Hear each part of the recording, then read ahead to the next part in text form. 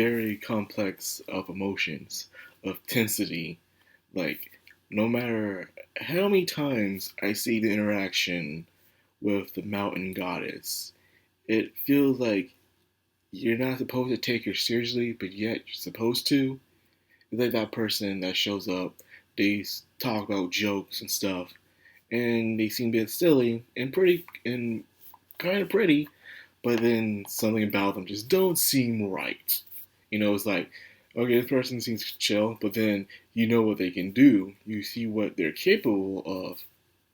And then, like, yeah, maybe not so much. I should take this person lightly. If you've seen last season, the Mountain Goddess is no one to sneeze at. She has her own agenda, and she can be quite fearsome.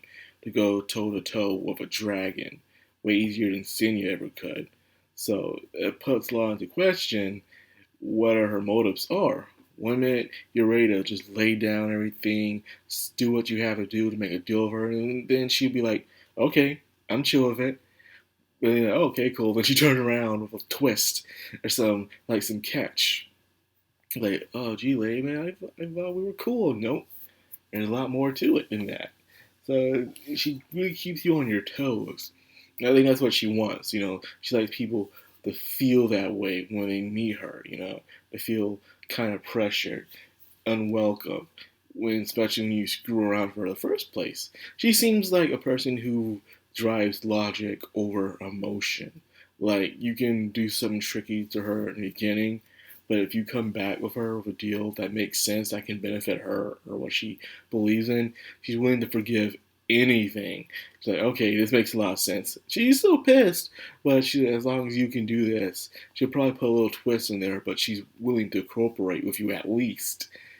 But anyways, it's just she feels like a very intimidating character as time goes on, especially what she's capable of from last season. So there's that. So Senya and Tama are both there. Tama wants to release the barrier to free Jinka to see what they can do with him, and Senya is there to release his father. They're not sure if they're willing to do it. Surprisingly, she said yes, because Senya, in a way, already paid. Because remember, the cat told him, your journey starts when you wait outside. And he did, and he found the mountain goddess's brother and freedom. So in a way, he already helped her out. So she owes him a favor already. So she's willing to do that. But she said, in return, however, you must make sure your father quit any organization. He can do his power what he wants to do with his power as an individual, but not for anybody else.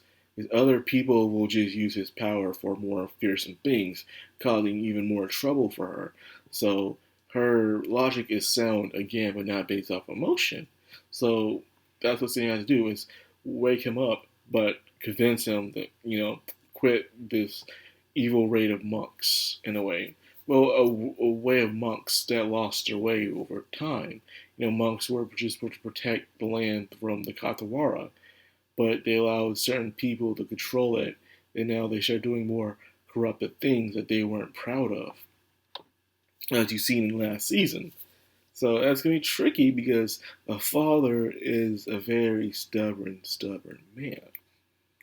Now, when it comes to Tanya's case, she is pissed off at Tanya because, you know, Tanya tricked her and stuff. And if you don't come over with sound logic or a good deal and you still piss her off, I'm pretty sure she's not going to let it go. And so, yeah, Tanya's kind of in a screwed seat right now. But she was young. Tanya was young. Young Tanya was very ambitious and overly positive. And she still is, but this time she knows the actions of her consequences. She's not as brave or upfront like she used to be. She crawls back behind people when she's scared, as you can see in this. Yeah, and I want to return. Rinzu's back. Rinzu is a very taller person. I think Rinzu's a teenager or probably a young adult because 8 years did pass after all. Because there was a time skip that happened after the end of season one, and then there's a time skip that happened during season two. So we have that going on right now. But yeah, Rinzu's back. she's a lot more confident, less childish and stuff. So she's nice to see around. And we all know how strong she can be. And she was strong since she was a little kid. Now imagine how strong she is now, by the way. Because she was trained by the mountain goddess. And the mountain goddess knows how to train people really good. So all Senya has to do is to go to the father and try to convince them. Easy, right? No. Even the dog that he met last episode said that this guy is stubborn as hell. He is so stubborn, tied to his conventions. All he is his name and what he works for. That is it. He wakes the father, and father only asks, how many years have passed? How much time fly by? Oh, 8 years. Okay. And he says, what are you doing with the fox? And that's it. Like, last time I checked, son, we were going after the fox. We don't need to go after the fox, Pa. We don't need to hunt the fox down. It's okay. I want to hunt the fox. No, Pa. If you want to be free, you don't have to hunt the fox. I want to hunt the fox. It's like, come on, man. You don't have to do it. But he wants that fox.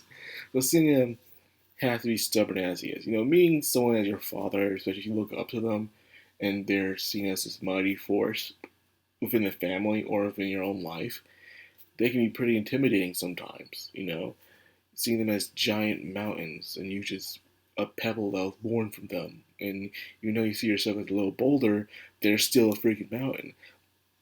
To overcoming up with you never really, especially if you never define your parents too, if you're an obedient child, you're not going to have it easy challenging them. But them in their authority. You're just not. So seeing like that, and he's looking at you like, oh. But luckily, Senya is not alone. Tsukiko's there to say, tell him how you feel, man. Don't let this man stomp over you. Don't let his aura overshadow you. You gotta be a man too. You went through a lot to get here. So you tell him off. So yeah, let's play a game, man. Catch this pipe. And it seems it got triggered to Dad because apparently the dad remembered there was a time where he himself was a kid when he used to hang out with that dog. And the dog even gave him a name that he'd forgotten a long time ago. So now him and Senya are going to have a little game of friendly father and son. I want to say catch. I think tag, I guess? Yeah, let's go with tag. But anyways, once again, Senya has to go into this thing where he has to be a playful person in order to fight someone. Remember, he was like this with Judah from last arc. When he was fighting off Judah, he had to show off how things are of being fun. So fighting had to be about life or death. And this time again, instead of fighting being about life or death, fighting has to be about fun. It seems like there's something that Senya has to learn with his important fights, that he has to enjoy them in order to win. But will it work this time? He's no judo. This is a dragon who truly honed their skill. So we'll have to wait and see.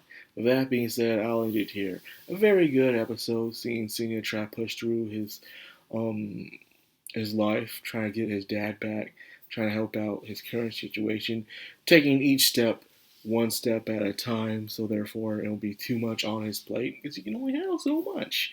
So anyways, that's all I got for this episode. I hope you guys enjoyed. If you did, like, comment, subscribe, and of course, hit that bell icon. This is the Madcrownxox on Anime. Signing out.